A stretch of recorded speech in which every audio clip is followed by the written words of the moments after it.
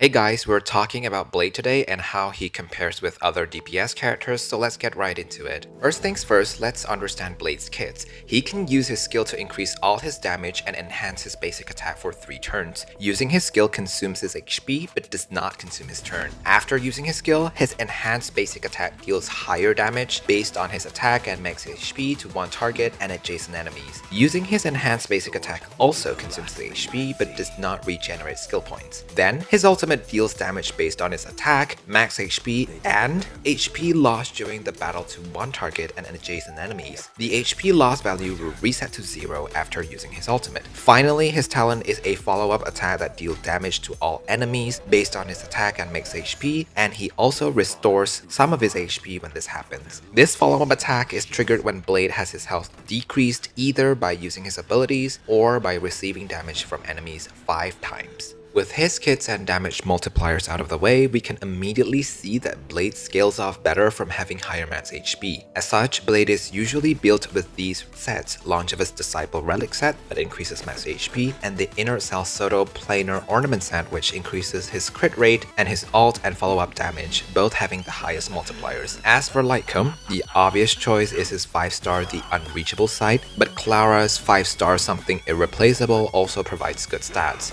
The best 4-star light cone for him would be Arlen's A Secret Vow because it boosts damage percentage, while most of the other destruction light cones boost attack. Now let's compare how he performs relatively to Seele, Jing Yuan, and Dan Heng. Note that this comparison is a solo performance comparison without any support characters and sometimes disregarding mechanics that are hard to calculate, but overall, it should give you a clear picture of how much you can expect from Blade. Let's get into it. First, let's compare E0 Blade and E0 Seele. For single target scenarios, Seele obviously wins as she still holds the highest single target DPS in the game. Seele with these relics, light cone, and substats can deal around 336,000 damage alone without any support characters in 8 cycles. This is not taking into account Seele's reset mechanics, which will definitely give her more damage, and this is also assuming that Seele uses her skill on her every turn. How well can an E0 Blade do in single target scenarios?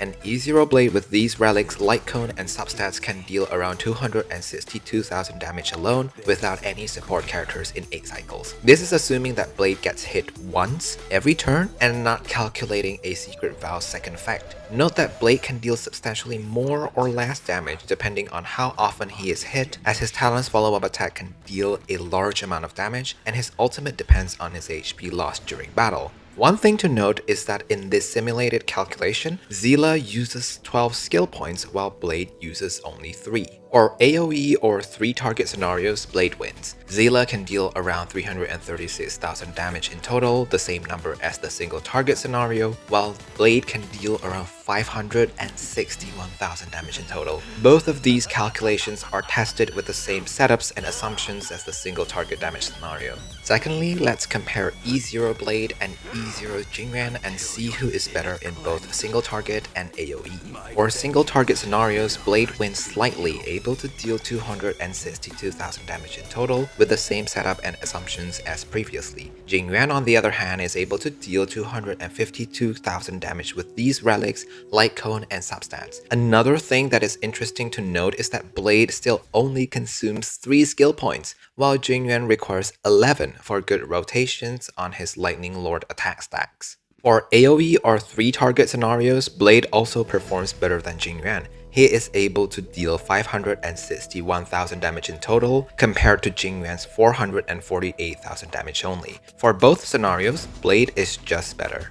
Lastly, let's compare E0 Blade and E0 Dan Heng, a 4-star character that has very high damage potential. For single target scenarios, Blade loses slightly, dealing 262,000 damage in total, while Dan Heng is able to deal 278,000 damage in total with these relics, light cone, and substats. Note that the number displayed for Dan Heng assumes perfect rotation of his talent, superiority of reach, so that it's activated on every Dan Heng's ultimate. This is very difficult to achieve, so in practice, you can expect Blade to deal more damage than Dan Heng. For AoE or 3-target scenarios, it's a no-brainer. Blade is able to deal 561,000 damage in total, while Dan Heng only 278,000 damage, the same amount of damage as Dan Heng has no AoE capability. Blade wins in terms of DPS by far, and for both scenarios, Blade is better. One thing to note is that in my opinion, Blade is slightly harder to build around. Unlike Jing Yuan and Seele, who benefit from Ting Yuan for example, Blade does not synergize as well because Ting Yuan's skill increases attack and Blade simply does not scale off that well from attack. He is able to compensate for this by using less skill points so that you can fit more skill point hungry harmony characters like Asta or Yukong.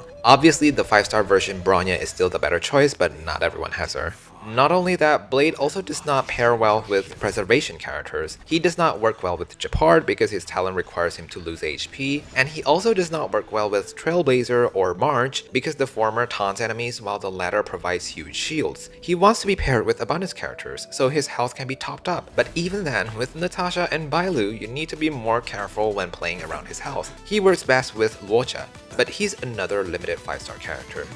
I want to reiterate that despite these shortcomings, him not being skill point hungry makes it so that you can pair him with strong skill point hungry characters like Yukong, Asta, or actually even another DPS like Su Shang or Hook.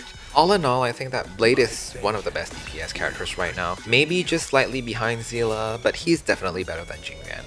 Maybe he's a little bit harder to build around, but if you're wondering if you should pull him before his banner ends, and if you're still wondering how strong he is, fret not, because he is definitely worth pulling from a damage standpoint. Thanks for watching and subscribe for more guides.